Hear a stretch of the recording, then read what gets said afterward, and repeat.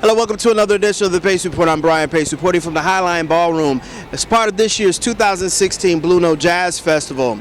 Blessing the band stage in a very rare and very intimate performance and sold-out performance is violinist Damien Escobar. Now, for the last couple of years, this brother has really done some very important things organically that's bringing people from all nationalities to his shows. This gentleman incorporates hip-hop, jazz, and classical, and all the music in between to a very unique twist and flavor. I had a chance to sit down with Mr. Escobar to talk about his rise to fame, his origins growing up in Queens, as well as talk about this upcoming record, Boundless. In fact, the name of his tour, which he's currently on, is the Boundless Tour, which is going all over the country with this band. So sit back, relax, and enjoy highlights of Mr. Damien Escobar, the violin crooner, here on the Pace Report, reporting live from the Highline Ballroom as part of this year's 2016 Blue Note Jazz Festival.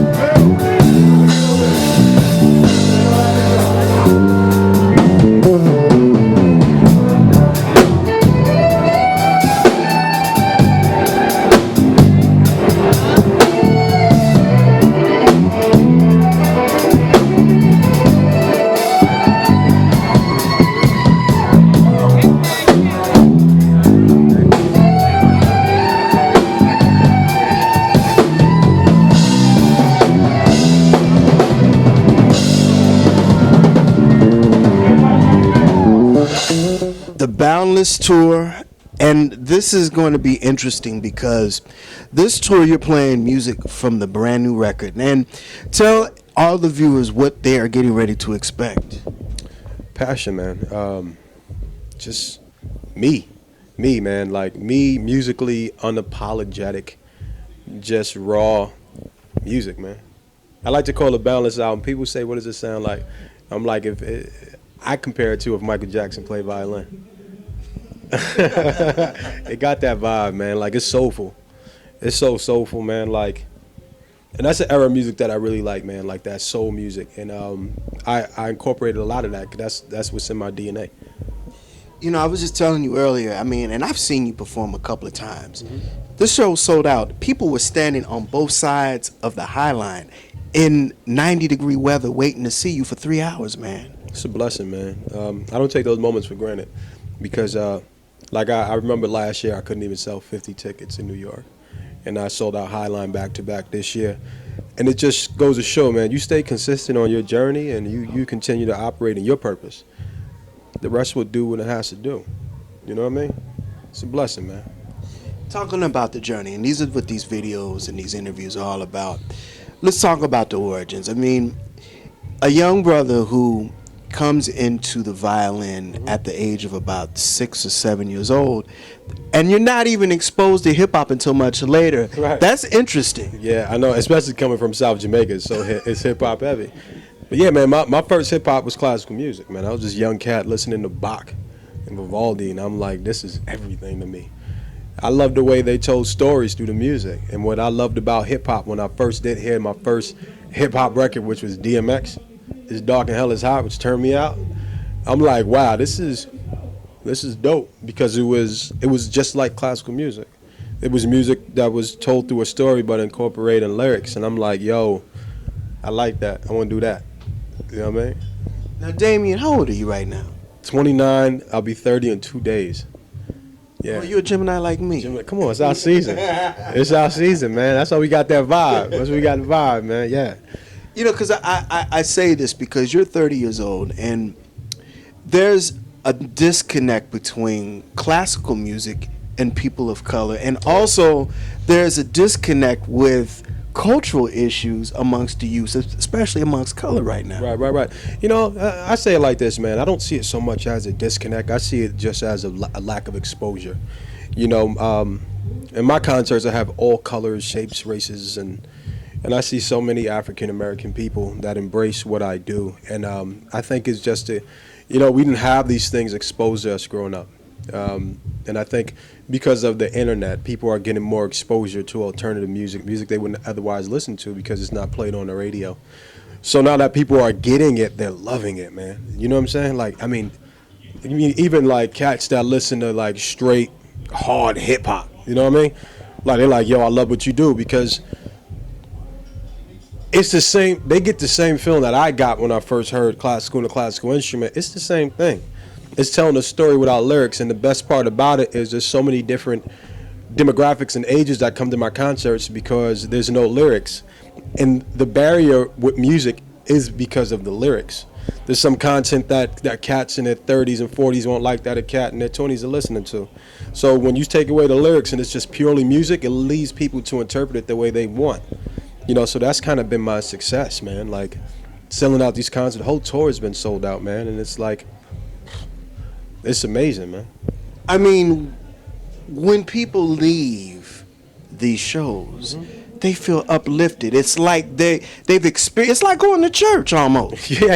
That's what people say to me. It's like church, and you know, it's an experience, man. And I strive for that. You know, people. You know, Gemini, we perfectionists, man. Like, I strive for that, and it's, you know, it's. I want people to leave with an experience. You know, I want them to leave with knowing who I am, knowing my journey, and hopefully it'll inspire them on their journey. You know, everybody got a story. You know, people just, it's deeper than music. I tell people that, like, I sell out cities, man, but what I do is bigger than me. I'm not bigger than the music. I'm just a vessel. You understand what I'm saying? Like, I'm just a vessel. That's it.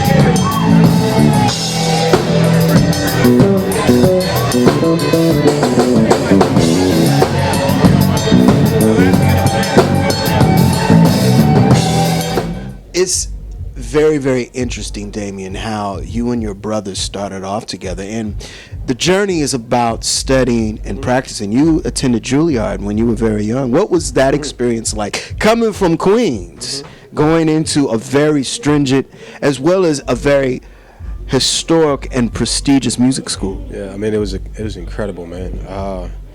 I was a young cat, so I couldn't tell you that I really understood it. You know, I was this young kid. I remember auditioning for Juilliard, and I'm like, all right, cool. I didn't know what it was. I didn't realize it was college or anything like that. But when I made it and I got accepted and I was in college, I still didn't understand the significance. You know, even graduating with a degree in music, I still didn't understand the significance. I was 13. You know, but me looking back at it now, it's crazy. You know, it was crazy, man. It was a great experience. I mean, that's the pinnacle of classical music. So I kind of mastered that. Like when I was done with Juilliard, I'm like, all right, what's next? That's when I started wanting to incorporate more.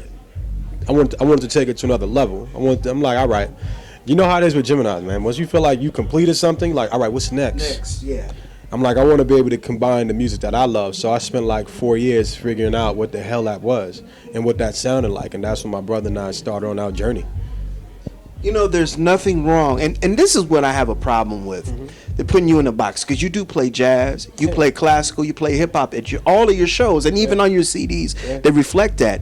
But you know what's really, really, really sad? They didn't say that about Jean Leponti or Gerald Damien, or we even go back Snuff Smith, because they played the music of their generation of the time. I mean, that's a fact. I mean, the thing is, people always try to put you in a box. You know, like they always got equated to, oh, he's hip hop, you know, because of what I look like, or maybe because of the undertones. Some people say I'm jazz. I even heard people say I'm like a rock violinist because of the way I play this. It reminds me of Jimi Hendrix. But I tell people I'm a contemporary soul violinist. You know, that's my genre. It's contemporary music, and it's soulful. You know what I'm saying? Like, put that in whatever box you want to. I personally don't get too caught up into it. Again, you know, I just kind of push the music out. How people digest it is on them, man. I call my music soul food. I can't tell you how to eat your soul food or how to digest it. I can only serve it. You know what I'm saying? That's it. I remember reading a very interesting story. You were working, and one of your coworkers told you, this is not you. You're one of the greatest violin players in the world. And the back end of that, you took your behind to these subways and played and practiced your tail off. I mean, that's right. I mean, I started on the subways. My brother and I, we got discovered on the subways. And when we disbanded, I lost all my confidence musically, man. Like when you're in a group for 10 years and you give it your all and you're done, like it's like, you know, when you disband, I mean, you lose all your confidence, man. So, I mean, I lost my confidence and I lost my way. And you're right. My friend came to me. I went to selling real estate for a year. And she came to me and looked at me like I was crazy, man. And she told me an amazing story that stuck with me for the rest of my life. And it changed my life. And I had to realize that, you know, I had to take ownership for my life, my responsibility. You know, I had to be responsible for my ups and my downs, my disappointments. I had to be responsible and forgive myself first, and then, you know, forgive other people around me. And then once I was able to do that, I was able to pick my first love back up, my violin, and I never looked back, man. And I had nothing. Like I had nothing. Like I had no money. I had no original music. I had nothing. I just had my instrument, and I spent 4 years building. Yeah. Who are some of your musical influences? So many, man. Oh, man. Bach, Vivaldi. Love Dr. Dre. I love Kanye. I love Shaka. I love Whitney. I love Michael. I love Prince. I love a lot of new cats. Alabama Shakes, they're incredible. I like Anderson .Paak, who's an incredible. I love him, man. Gary Clark Jr. There's so many, man. Like I love where music is right now. I love where music is right now because it's like it's not about terrestrial radio no more. It's not about what's on the radio. Everybody's listening to everybody's streaming music now, and the internet has taken over. And alternative artists who didn't have an opportunity 5 years ago, we are the industry. You know, we are the industry. The Grammy Awards it was 80% independent artists that won awards at the Grammys, and that's big, man. So I love what music is, man. Like, I'm inspired by just random cats that I meet, man. Like, I draw inspiration from everywhere.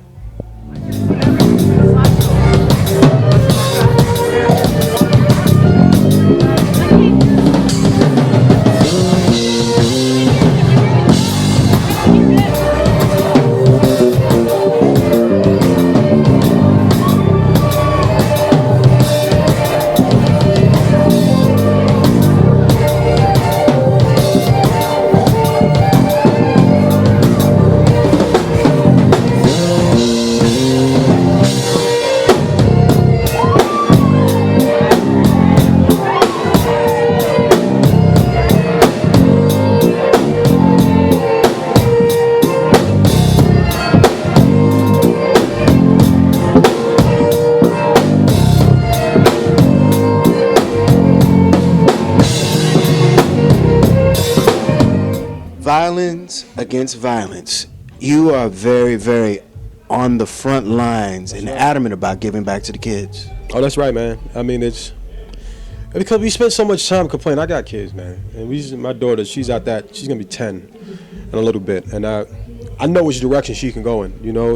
We did a good job raising her, and I know what direction she can go in with all the negative influences. So I'm on the front lines for my children. I'm on the front lines for other people's children. We complain about the generation beneath us all the time, but nobody's helping. I tell people, you're going to spend a lot of time, there's nothing wrong with it. You're going to spend a lot of time, pouring ice on your head to support a disease, which I respect. But why don't you go ahead and challenge somebody to walk into a school and inspire kids for 30 minutes? You know what I'm saying?